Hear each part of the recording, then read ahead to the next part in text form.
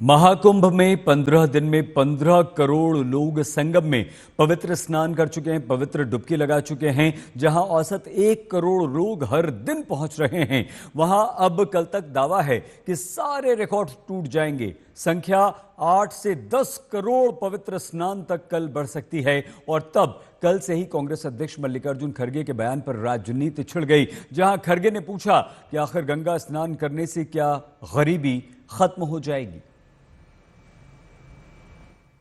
अरे भाई, गंगा में डूबने से गरीबी दूर होती क्या? आपको खाना मिलता पेट को। किसी की आस्था के ऊपर ठोस नहीं लगाना चाहता हूं। अगर किसी को दुख हुआ तो मैं माफी चाहता हूं, लेकिन आप बताइए, अरे जब बच्चा भूखा मर रहा है, बच्चा स्कूल में नहीं जा रहा है, मजदूरों को मजदूरी नहीं मिल रही है, जब ये है तो ये लोग जाकर हजारों रुपए खर्च करके कंपटीशन पे डुबकियां मार रहे हैं। कंपटीशन में एक डुबकी मारता दूसरा, और जब तक वो टीवी में अच्छा नहीं आता तब तक डुबकी मारते रहते हैं। ऐसे लोगों से देश की भलाई होने वाले नहीं है। खड़गे जी के सुलभ संज्ञान के लिए बता देना चाहता हूं कि इस कुंभ मेले से 2.5 लाख करोड़ रुपए की इकोनॉमिक्स जनरेट होने जा रही है। टाइम्स ऑफ इंडिया में प्रकाशित एक आर्टिकल के अनुसार 1% तक का जीडीपी में योगदान इस वर्ष कुंभ मेले की इकोनॉमिक्स से हो सकता है। अभी कुंभ मेला प्रारंभ होने के बाद जो भारत में वीजा एप्लीकेशंस विदेशियों से आ रही हैं, जो स्पिरिचुअल टूरिज्म के लिए आ रही हैं, उसमें 21.4% की वृद्धि हो चुकी है। अर्थात यह साफ दिखाई पड़ रहा है कि भारत की अर्थव्यवस्था में भी इसका अभूतपूर्व योगदान है। और जो सांस्कृतिक और नैतिक योगदान मिल रहा है, खड़गे जी, आपको मैं और कांग्रेस पार्टी को विशेषकर याद दिलाना चाहता हूं कि दुनिया की सबसे बड़ी और टेक्नोलॉजिकली सबसे एडवांस कंपनियों में से एक एप्पल के फाउंडर स्टीव जॉब्स की पत्नी लॉरेन पावेल यहां आकर दीक्षा भी ग्रहण कर चुकी हैं। और रशिया और यूक्रेन दोनों के सन्यासी एक साथ एक दूसरे के अपोजिट कैंप लगे हैं और दोनों एक साथ बैठ के हवन कर रहे हैं विश्व शांति के लिए। परंतु कांग्रेस पार्टी को इसमें अच्छाई नजर नहीं आती है। महाकुंभ 2025 कोई किसी दल का नहीं है, ये पूरे देश और दुनिया में रहने वाले अनगिनत आस्थावानों का है।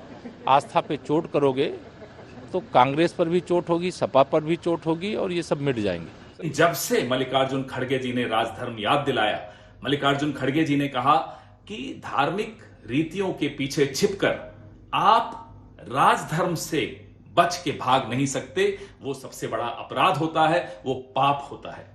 तब से भारतीय जनता पार्टी के तमाम लोगों की दाढ़ी में तिनका है, सब बिलबिला रहे हैं।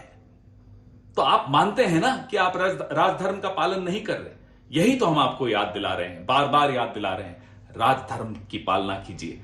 आपको क्या आपत्ति है कि एक बहुत बड़े दलित नेता ने आपको राजधर्म याद दिला दिया? क्या दुख है आपको? क्या परेशानी है आपको? क्या उनकी जाति से परेशानी है? फिर खबरदार करता सवाल आता है कि क्या कांग्रेस को इस बात की चिंता है कि जो वोट उसका थोड़ा सा बड़ा था वो वापस कुंभ के सफल आयोजन के साथ बीजेपी से जा मिलेगा? लोकसभा चुनाव के दौरान बीजेपी के वोट में केवल हिंदुओं में अपर ओबीसी का 2019 के मुकाबले में जो 2% और दलित वोट का 3% वोट घटा, वो वापस अब मजबूती से जुड़ने लगा है। तो क्या कांग्रेस को अब ये लगता है कि महाकुंभ का जो आयोजन योगी सरकार में हो रहा है, इससे वापस जातियों में बटा मतदाता आस्था के साथ गंगा में डुबकी लगाकर वापस बीजेपी के साथ संगम कर सकता है? और इसीलिए हमारे देश में जहां ये मान्यता रही है कि गंगा में स्नान से सारे पाप धुल जाते हैं, वहीं खड़गे के निशाने पर यह आस्था भी आ जाती है। मोदी जी और शाह मिलके इतना पाप किए हैं, वो 7 जन्म क्या 100 जन्म में भी स्वर्ग में नहीं जा सकते।